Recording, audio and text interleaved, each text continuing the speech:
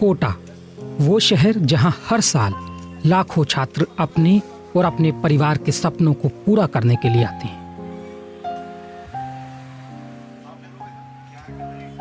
Students की चहल पहल से गुलजार रहने वाला ये शहर अब धीरे धीरे खाली हो रहा है। स्टूडेंट्स के दम पर फल फूल रही कोटा की अर्थव्यवस्था अब हाँफ रही है। अब ये शहर बच्चों की कमी से जूझ रहा है। इस साल जो अगर मैं बात करता हूँ तो 1,10,000 बच्चा शहर में है, तो उस हिसाब से अपन मान के चले संख्या की बात करें तो लगभग 30 से 25% बच्चा डाउन है। जो इंडस्ट्री हमारी 6-6.5 हज़ार करोड़ पे रन कर रही थी वो घटकर 3-3.5 हज़ार करोड़ पे वो इंडस्ट्री आ चुकी है हमारी, तो कहीं ना कहीं बहुत बड़ा नुकसान है। 2000 के दशक में जब कोटा कोचिंग इंडस्ट्री उभर रही थी तब लोगों की पैसा कमाने की उम्मीदें भी परवान चढ़ रही थी। शहर के अलग अलग इलाकों में कई हॉस्टल खड़े हो गए। उत्तर कोटा के अंदर कोरल नाम से पूरी एक सिटी बनाई गई, लेकिन अब हालात ये हैं कि यहाँ कई हॉस्टल खाली या वीरान पड़े हैं।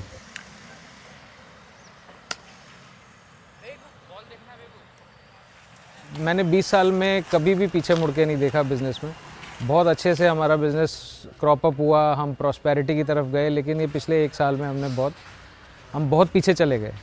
ये हम 2018 से 2022 तक हमारा ये रेंट 14 to 16,000 रुपीज़ जो हमने यहाँ पर लिखा हुआ था, वो अब हमने यहाँ पर पहले हमने 5,500 रखा, वो नहीं मैनेज हो पाया। फिर हमने 4,000 रखा, फिर नहीं हो पाया। 3,000 में भी मैनेज नहीं हुआ। अब हमने 2,500 पे रखा, तो हमारे पास 30% ही अकोमोडेशन हम मैनेज कर पाए, अदरवाइज वो भी नहीं हो पा रहा। कई ऐसे लोग हैं जिन्होंने लोन लेकर हॉस्टल बनवाए। अब वो लोन चुकाने के लिए संघर्ष कर रहे हैं, क्योंकि छात्रों की गिरती संख्या के कारण उनकी इनकम पर बुरा असर पड़ा है। मान लीजिए 3 करोड़ की बिल्डिंग है, तो लगभग 3 से 4 लाख रुपए उस पर महीने में बचने चाहिए, जो पहले चल रहा था। पर क्योंकि अब बच्चे कम हुए और रेंट भी कम हो गया, तो वो जहाँ 3 लाख बचने चाहिए थे वहाँ लगभग अब वो 1 लाख पे 75,000 पे ऐसे हो गया। अचानक ऐसा क्या हुआ कि डॉक्टर और इंजीनियर बनने का सपना संजोए यहाँ आने वाले छात्रों का भारत की इस कोचिंग कैपिटल से मोह भंग हो रहा है?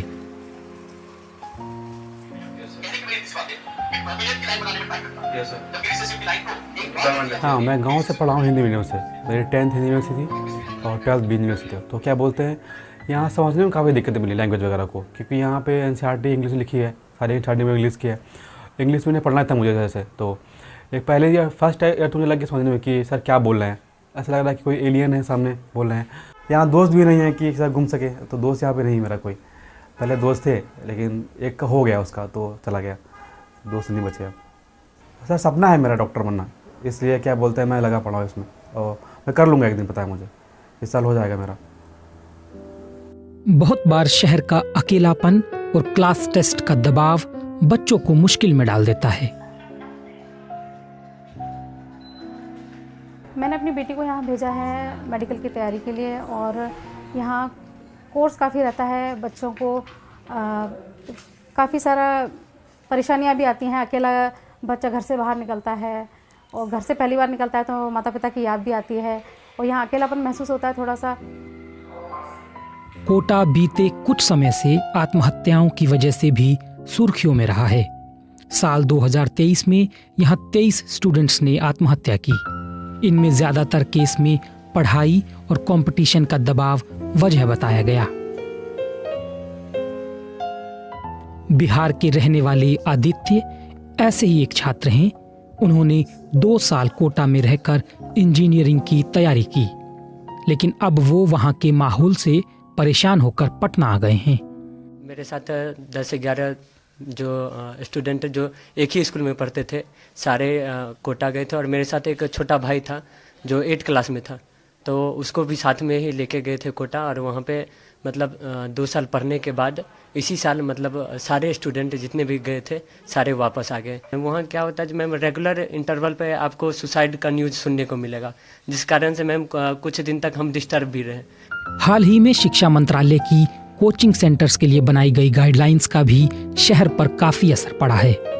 गाइडलाइंस के तहत अब 16 साल से कम उम्र के छात्र कोचिंग सेंटरों में दाखिला नहीं ले सकते। इसके साथ ही कोटा में स्टूडेंट्स की कम होती संख्या के पीछे विशेषज्ञ दूसरे कारणों को भी जिम्मेदार बताते हैं। देश विदेश देश के सारे बड़े बड़े कोचिंग संस्थान खुद पटना आ गए हैं, तो लोगों को माहौल भी अच्छा दिख रहा है, पढ़ाई अच्छा दिख रहा है, एनवायरनमेंट अच्छा दिख रहा है, लोकल सपोर्ट पैम्परिंग भी अच्छा दिख रहा है। इससे गार्जियन को लगता है मेरा बच्चा घर के बगल में रहेगा, मेरे पास रहेगा, तो अगर कोई बात होती है तो 1 घंटे में आधे घंटे में गार्जियन देखने आ सकता है।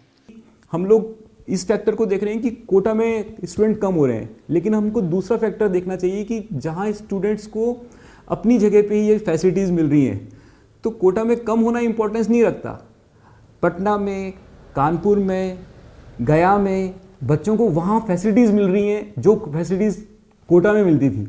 नो डाउट कोटा के जो संस्थान हैं जिनके 2020 में 10 डिफरेंट सेंटर्स थे, आज उनके मोर देन 100 सेंटर्स हैं, तो ये पॉजिटिव इम्पैक्ट है। एक शिक्षा इंडस्ट्री के रूप में स्थापित हो चुके कोटा के पांव उखड़ने से अब बड़े पैमाने पर लोग प्रभावित हो रहे हैं। 1 साल पहले ये हाल था हमारा कि हम 1000-1200 रुपये कमा लेते थे, जिसमें 200 की गैस जल जाती थी हमारे, और 1000 रुपये ले जाते थे। और अभी ये हाल हो गया कि अभी सुबह 8 बजे निकलते हैं तो शाम को 6-7 बजे तक भी क्या है 500-600 रुपये बड़ी मुश्किल से हो पा रहे हैं यार। फ़र्क ही बच्चों से पड़ा यार। अब हमने सोचा था इस साल बच्चे ज़्यादा आएंगे, मगर बच्चे रुपया में से 54 नहीं आए। पहले हमारी साल में 2-2.5 हज़ार साइकिलें बिकती थी, अब 300-400 बिक जाए वही गनीमत है। जो पहले साइकिल हम 2500-2800 की बेचते थे, आज 1500 में बेचते हैं, तब भी ग्राहक नहीं लेता है। ज़्यादातर साइकिलें नहीं लेते हैं बच्चे यहाँ पे। पहले तो चौराहे पे भीड़ लगी रहती थी, इतने पब्लिक रहती, टाइम 1 मिनट का नहीं रहता था मेरे को। आज ये माहौल है कि खड़ा रहना पड़ता है चुपचाप। धंधे पे 50% फर्क है। 80 किलो दूध निकालता था, आज 40 किलो दूध नहीं निकल रहा है। कोटा की ये तस्वीरें एक बड़े बदलाव का संकेत दे रही हैं।